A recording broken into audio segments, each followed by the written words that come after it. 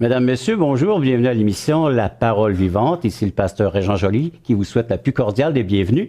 Et je vous présente notre invité, un invité spécial, Marc Van de Vouvert. Bienvenue à l'émission. Merci Régent. De la Belgique. Oui, oui. De la évangéliste Belgique. Depuis plus de 20 ans. Oui, exactement. Oui. Et tu sillonnes la francophonie, oui, oui. Et au Québec pour une conférence, pour la 4e fois ici une tournée. Oui, oui, oui. Et nous en profitons. Afin de c'est pouvoir... moi aussi qui profite d'être avec vous. Oui, et d'entendre vos messages, entre autres celui-ci, celui que nous allons entendre aujourd'hui et dans la prochaine émission, la fin du monde pour l'an 2012. Oui, le 21 décembre 2012, c'est ce qu'on annonce. Alors, est-ce qu'il faut craindre cette fin du monde le 21 décembre 2012? Et puis, la deuxième partie des émissions, les deux autres émissions, seront consacrées aux indignés, au mouvement des indignés que le Québec a connu particulièrement ici, avec le printemps érable. Donc, c'est un rendez-vous à écouter l'émission La Parole Vivante, dont le thème sera la fin du monde en l'an 2012. Voilà le thème que nous aborderons aujourd'hui à l'émission La Parole Vivante.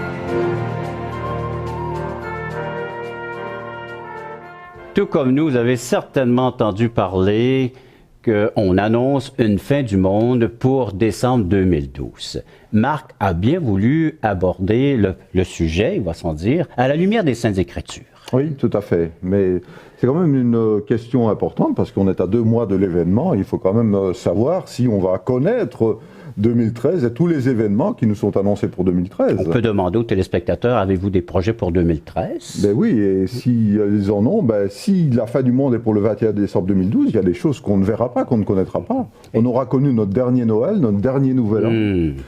On connaîtra le nom du président des États-Unis, mais il n'entrera pas en fonction. Alors ici au Québec, on ne verra pas la fin des travaux de l'autoroute du Plessis en 2013. Ah, t'es bien au courant. Eh oui, oui, je me renseigne. Et puis aussi, on ne connaîtra pas en 2017, je pense, le 150e anniversaire de la Confédération. Voilà des tas d'événements qu'on ne connaîtra pas si la fin du monde est pour le 21 décembre. Si nous croyons toutes ces prophéties de malheur, il va sans dire, est-ce qu'il nous reste à peine donc 2 mois à vivre ici-bas sur cette terre, à faire nos adieux, à faire nos au revoir à nos amis, à la famille, à nos proches? Ben oui, c'est peu de temps, mais c'est déjà plus que les passagers du Titanic ou bien que les gens qui occupaient les tours du World Trade Center. Alors comment est-ce qu'on doit réagir face à ces prévisions? Est-ce qu'il faut s'affoler? On pourrait se dire, moi je peux acheter à crédit parce que je n'aurai pas besoin de rembourser, ou bien on peut s'engager dans un suicide collectif, ou bien on va construire un gigantesque sous-marin, mais c'est un peu trop tard évidemment, pour commencer une sorte d'arche de Noé. Je pense que il serait tentant, peut-être qu'à 2h moins le quart avant la fin du monde annoncée, d'essayer de faire peur aux gens pour que ces gens se précipitent vers le guichet des conversions de toutes les religions pour essayer et ils se battront pour avoir un ticket pour le paradis. Ce n'est pas notre intention ici à La Parole Vivante. Mais en plus de faire un bon film hollywoodien pour la fin du monde en 2012, qu'en est-il réellement, Marc, de cette théorie? Alors, elle comprend plusieurs éléments. Elle était défendue essentiellement par les adeptes du Nouvel Âge. Elle comprend plusieurs éléments, donc en voici lesquels de manière simplifiée. Tout d'abord, on nous annonce pour le 21 décembre 2012 une collision entre la Terre et soit un trou noir, soit une comète, soit une planète. On parle d'une mystérieuse planète, planète X, planète Nibiru, que les Sumériens auraient déjà détectée. Et puis le deuxième élément, peut-être celui dont on parle le plus, c'est le calendrier Maya, le fameux calendrier Maya qui se terminerait le 21 décembre 2012.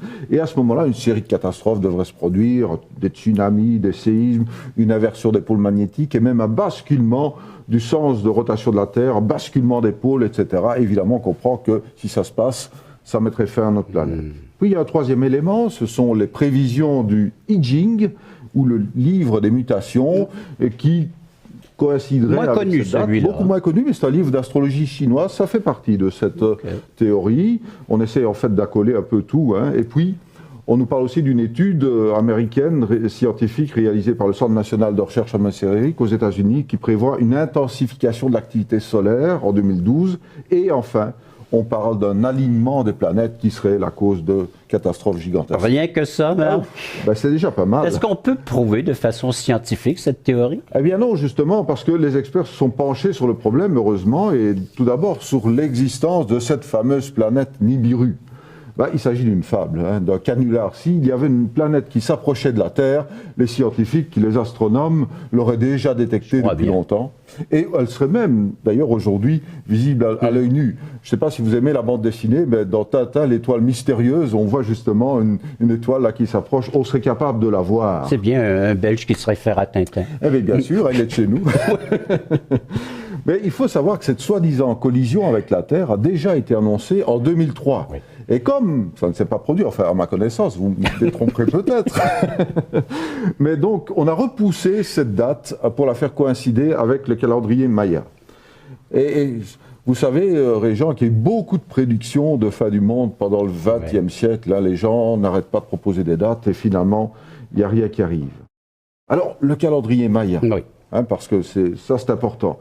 Aucune inscription maya n'évoque la fin du monde ou un quelconque bouleversement le 21 décembre 2012. Ce qui se passe en fait, c'est que cette date constitue la fin d'un cycle long, la fin d'un conte long. Ça veut dire que c'est un cycle du calendrier qui se termine. Mais quand un cycle prend fin, un autre commence. Nous avons un cycle d'une année, 365 jours, qui se termine le 31 décembre, et puis le 1er janvier, ça recommence, il n'y a pas de fin du monde tous les 31 décembre, n'est-ce pas? C'est un peu la même chose.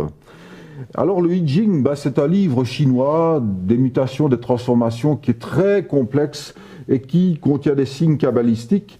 Il est tellement incompréhensible et sujet à interprétation qu'on peut lui faire dire tout et son contraire.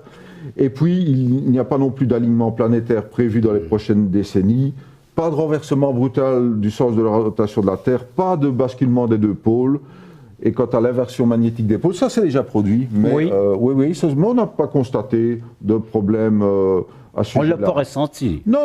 Et l'activité solaire, c'est aussi un élément qui est connu. Donc il y a des pics d'activité solaire, il y en a eu en 2012 avec des belles aurores boréales, mais ça ne provoque pas de grands bouleversements. Voilà, il n'y a pas de risque associé en 2012 pour tout ce qu'on nous prédit. Je vais m'adresser à nos téléspectateurs. Ça suscite chez vous des commentaires, des questions. Vous pouvez en faire part. Tout d'abord, en composant le numéro de téléphone suivant, 1-877-L'Espoir, 1-877-537-7647. C'est un service tout à fait gratuit. On est là pour répondre à vos commentaires et à vos questions ou allez visiter nos sites. Oui, 2 sites, espoir.ca ou toutchrétien.com. Et après la pause, on revient avec beaucoup plus de détails en ce qui a trait à cette théorie de la fin du monde pour 2012. Et Jésus décrit en fait dans un texte qui est repris dans les évangiles une séquence d'événements qui sont pour nous comme des signes annonciateurs de cette période de l'histoire.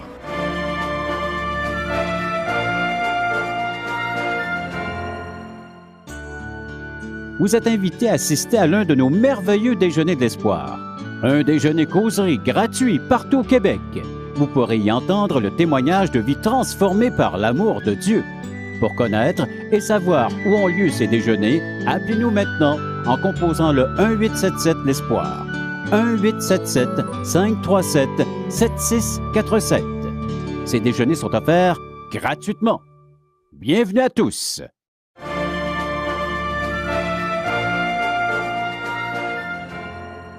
Êtes-vous rassuré? Ou peut-être, Marc, on ne dit pas tout. Mais oui, il y a toujours ceux qui croient à la théorie du grand complot. Il y a toujours eu au cours de l'histoire des partisans de cette théorie du complot. Il y a eu toutes sortes de complots. On a parlé de complots sionistes, de complots judéo-maçonniques, marxistes, de grands complots mondiaux, de complots de l'Église catholique, des Illuminati, etc. Enfin, bref, cette théorie du complot a souvent alimenté l'imagination des romanciers et des scénaristes, mais parfois même, dans les cas plus graves, elle a conduit à des dérives telles que le nazisme, des dérives totalitaires. Y a-t-il un lien entre cette théorie et la Bible? Justement, vous savez, tous ces prophètes là, de fin du monde essayent d'accréditer leur théorie, leur thèse, en reliant ces théories avec la Bible. Ils essayent de glaner des éléments bibliques pris au hasard, et puis ils mélangent un petit peu tout ça sans discernement. Par exemple, pour parler de fin du monde, on parle d'apocalypse. L'Apocalypse, c'est un terme biblique par excellence. Mais en fait, ce qu'on constate, que ces gens ignorent autant la science que la Bible. Justement, que dit la Bible sur cette fin du monde 2012? Mais, Régent, elle ne dit absolument rien. Absolument rien sur 2012, sur le 21 décembre 2012. Mais la Bible parle cependant de la fin des temps. Oui, oui, absolument. Oui, oui. Alors donc, si oui, alors que dit-elle et quelles sont les conséquences, quelles sont les prophéties concernant cette fin des temps pour nous? Ben, c'est ce que je vous propose de découvrir ensemble.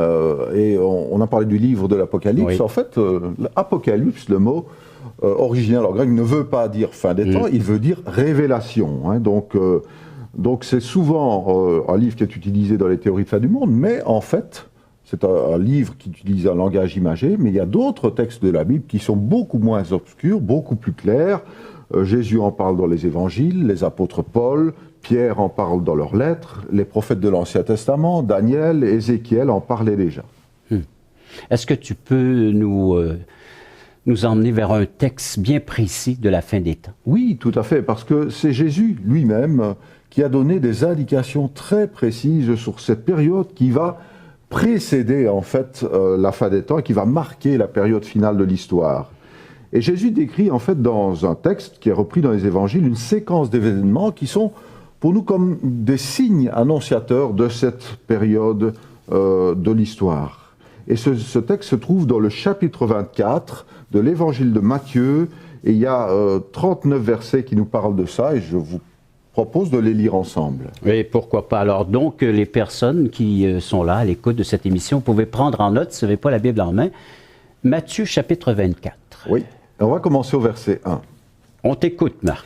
Il est dit ceci: Jésus sortit du temple, et comme il s'en allait, ses disciples s'approchèrent pour lui en faire remarquer les constructions. Mais il leur dit: vous voyez tout cela? Je vous le dis en vérité, il ne restera pas ici pierre sur pierre, tout sera détruit. Il s'assit sur le mont des Oliviers. Les disciples vinrent en privé lui poser cette question. Dis-nous, quand cela arrivera-t-il? Et quel est le signe de ton retour et de la fin du monde? Jésus leur répondit: faites bien attention que personne ne vous égare. En effet, beaucoup viendront sous mon nom et diront: c'est moi qui suis le Messie. Et ils tromperont beaucoup de gens. Vous entendrez parler de guerre et de menaces de guerre. Ne vous laissez pas effrayer, car il faut que toutes ces choses arrivent. Cependant, ce ne sera pas encore la fin. Une nation se dressera contre une nation et un royaume contre un royaume, et il y aura en divers endroits des famines, des pestes et des tremblements de terre. Tout cela sera le commencement des douleurs. Alors on vous livrera à la persécution, on vous fera mourir, vous serez détestés de toutes les nations à cause de mon nom. Beaucoup trébucheront alors, ils se trahiront, se détesteront les uns les autres. Beaucoup de prétendus prophètes surgiront, et ils tromperont beaucoup de gens. À cause de la progression du mal, l'amour du plus grand nombre se refroidira. Mais celui qui persévérera jusqu'à la fin sera sauvé. Cette bonne nouvelle du royaume sera proclamée dans le monde entier pour servir de témoignage à toutes les nations. Alors viendra la fin. C'est pourquoi lorsque vous verrez l'abominable dévastation dont a parlé le prophète Daniel établie dans le lieu saint, que celui qui lit fasse attention. Alors que ceux qui seront en Judée s'enfuient dans les montagnes, que celui qui sera sur le toit ne descende pas pour prendre ce qui est dans sa maison, que celui qui sera dans les champs ne retourne pas en arrière pour prendre son manteau. Malheur aux femmes qui seront enceintes et à celles qui allaiteront durant ces jours-là. Priez pour que votre fuite n'arrive pas en hiver ni un jour de sabbat, car alors la détresse sera si grande qu'il n'y en aura pas eu de pareil depuis le commencement du monde jusqu'à présent, et qu'il n'y en aura jamais plus. Si ces jours n'étaient pas abrégés, personne ne serait sauvé, mais à cause de ceux qui ont été choisis, ces jours seront abrégés. Si quelqu'un vous dit alors le Messie est ici, il est là, ne le croyez pas. Car de prétendus Messies, de prétendus prophètes surgiront, ils feront de grands prodiges, des signes miraculeux, au point de tromper, si c'était possible, même ceux qui ont été choisis. Voilà, je vous l'ai annoncé d'avance. Si donc on vous dit, le voici, il est dans le désert, n'y allez pas, le voilà, il est dans un lieu secret, ne le croyez pas. En effet, tout comme l'éclair part de l'est et apparaît jusqu'à l'ouest, ainsi sera le retour du Fils de l'homme. Là où sera le cadavre, là se rassembleront les vautours.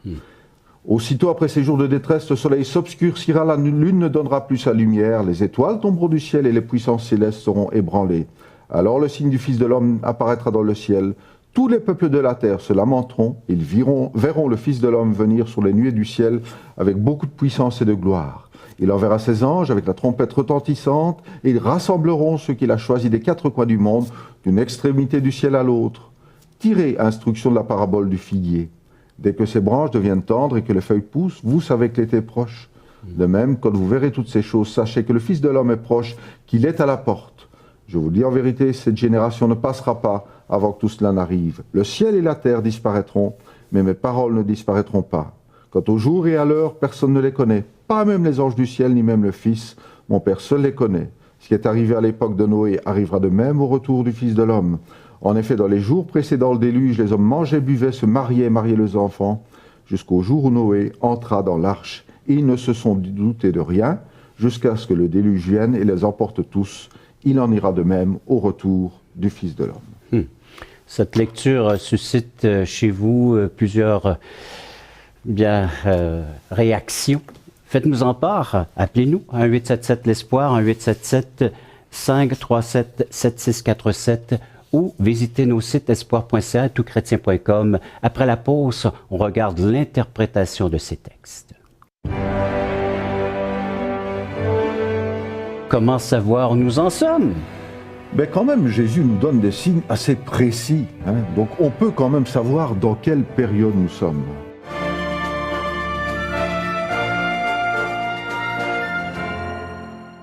Nous vous invitons à nous contacter pour recevoir gratuitement de la littérature. Vous recevrez le Nouveau Testament, une portion des Écritures relatant la vie de Jésus, ainsi que l'Évangile de Jean qui parle de comment connaître Jésus et sa merveilleuse promesse. Un tract, Aujourd'hui l'espoir, c'est Jésus seul. Et finalement, un livre de relations d'aide sur la Bible de June Hunt qui nous parle que la Bible est la source suprême de la révélation du sens de la vie. Alors n'hésitez pas à appeler, c'est gratuit.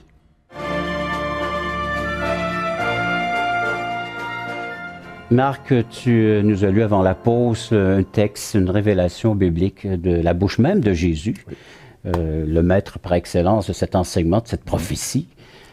On voit que des notions à retenir, c'est de veiller et d'être attentif et surtout d'être prêt. Oui, absolument, oui. C'est ce que nous dit Jésus. Soyez attentifs aux signes précurseurs. C'est un peu comme la même chose dans la vie. Quand on voit des nuages qui s'amoncellent à l'horizon, on sait qu'il va pleuvoir. Quand on a de la fièvre, des courbatures, on sait qu'on va être malade. C'est la même chose, nous dit Jésus. Quand vous verrez tous ces événements que je vous décris survenir, vous saurez que le Christ est près de revenir. Et donc, ce qu'on a à faire, c'est de comparer le texte biblique avec l'actualité et d'examiner les convergences. Et de voir les signes qui nous sont annoncés. Oui. Mais ce qui nous intéresse, il va sans dire, c'est la date. Est-ce que la Bible parle d'une date? Elle ne nous donne aucune date, parce que tout comme les disciples de Jésus, ce qui nous intéresse, c'est de savoir quand ça va arriver. En fait, tout le monde voudrait savoir quand la fin du monde va venir, comme ça, on mènerait notre vie comme on en a envie, on consacrerait seulement les 5 dernières minutes à la mettre en ordre avant de rencontrer Dieu. Jésus est très clair là-dessus, nous l'avons lu. Même lui ne connaît pas la date, même lui ne connaît pas le timing, c'est son Père seul qui le connaît. Alors tous ceux qui avancent des dates sont des affabulateurs, puisque seul Dieu connaît la date.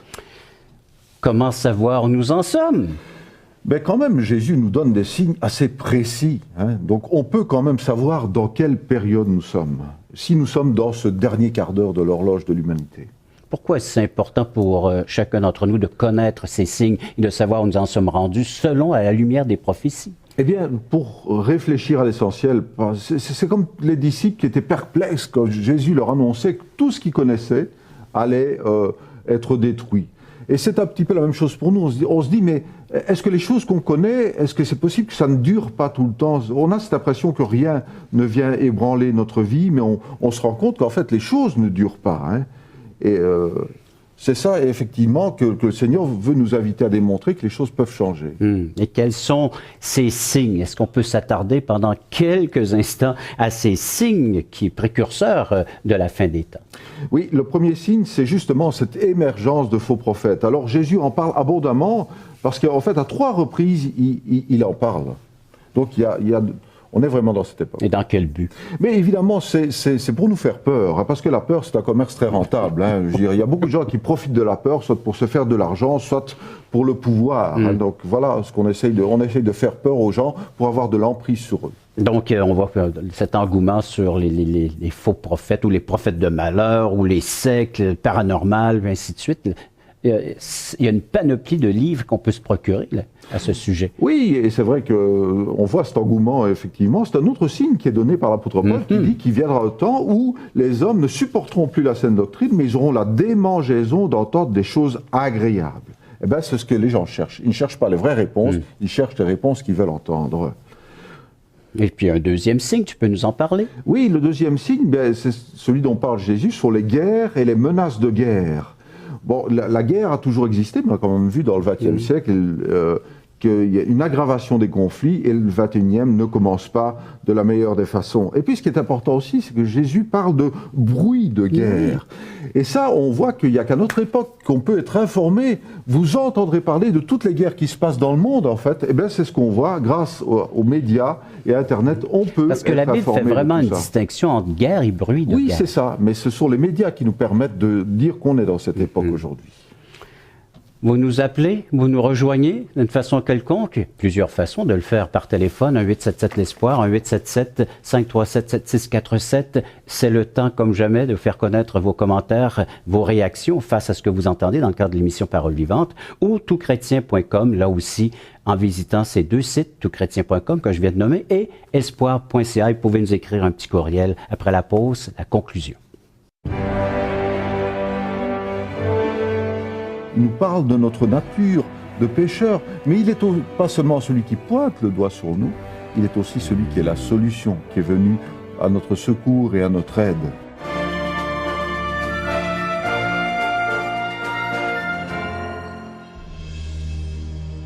Et je pense que toutchrétien.tv va être une ouverture, un outil qui va nous dépasser.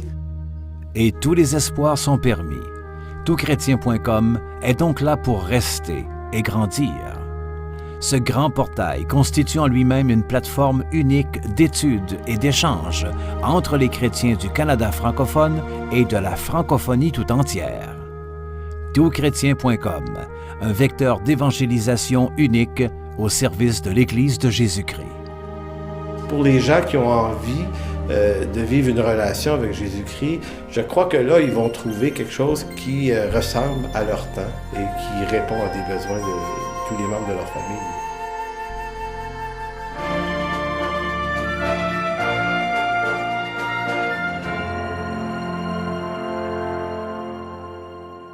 Comme vous avez pu remarquer, le texte précise, et Marc, on le constate, que plusieurs faux Christ viendront. Ce sera un signe de la fin des temps. Oui, tout à fait. Et en fait, on voit que les gens ont plutôt tendance à suivre les faux Christ, qui leur disent ce qu'ils ont envie d'entendre, plutôt que le vrai Christ qui nous dit ce que nous sommes. C'est ça, en fait, qu'on a besoin. On ne se pose plus la question de savoir aujourd'hui si ce qu'on fait est bien ou mal, mais seulement, est-ce que c'est bien pour moi? Est-ce que ça favorise mes intérêts, mes objectifs, mes désirs, etc. Voilà pourquoi on suit ces faux Christ, parce que Jésus-Christ, lui, il nous dit qui nous sommes en réalité. Il nous parle de notre nature de pécheur, mais il n'est pas seulement celui qui pointe le doigt sur nous, il est aussi celui qui est la solution, qui est venu à notre secours et à notre aide. Et c'est de là vient le mot évangile, la bonne nouvelle. La bonne nouvelle, c'est que justement, Jésus-Christ ne nous a pas laissés dans ce monde de la peur, dans ce monde d'incertitude, dans ce monde d'inquiétude sur l'avenir. Il s'est présenté en fait comme le chemin, la vérité et la vie. Et il a dit qu'il y a une espérance si nous mettons notre confiance en lui, si nous mettons notre confiance dans ce qu'il a accompli pour nous sur la croix, au travers de sa mort, au travers de sa résurrection, ce qu'il a fait pour nous sortir de notre misère morale, pour nous sortir de notre péché. Eh bien, si nous lui accordons confiance, notre horizon va beaucoup plus loin que notre vie physique. Notre horizon va jusque dans la vie éternelle parce que Jésus-Christ nous donne la vie éternelle. Il ne nous donne pas seulement une vie nouvelle, il nous donne une vie éternelle. Et ça, c'est une merveilleuse espérance. Et une vérité assez intéressante, il n'a pas dit « je suis un des chemins » ou une des vérités, mais la vérité, le chemin. Mais oui, il n'y a que trois possibilités. Soit il était fou, soit c'était un menteur, soit il disait la vérité. Mais ici, comme vous le faites remarquer, Régent, il n'a pas dit « j'ai la vérité », il a dit « je suis la vérité ». Et personne n'a pu le convaincre du contraire. À vous de faire ce choix, de prendre cette décision. Plusieurs viendront en son nom ou en mon nom, a dit Jésus. Mais un seul peut vous apporter la guérison de l'âme, le pardon, la vérité, celle qui vous affranchit, qui vous libère. Marc est avec nous pour cette série importante de ces émissions et entre autres la fin des temps.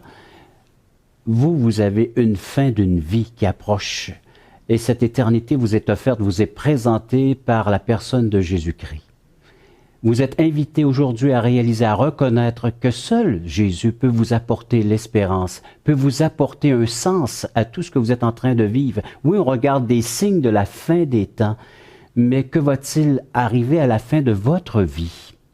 Jésus-Christ peut vous apporter l'assurance que vos péchés sont pardonnés une fois pour toutes, vous apporter également l'assurance d'une vie éternelle, c'est-à-dire une vie vécue dans la présence de Dieu qui commence maintenant, en prenant cette décision de vous détourner de ces erreurs, de ces fautes, de ces péchés commis dans votre vie et de vous tourner vers Jésus-Christ.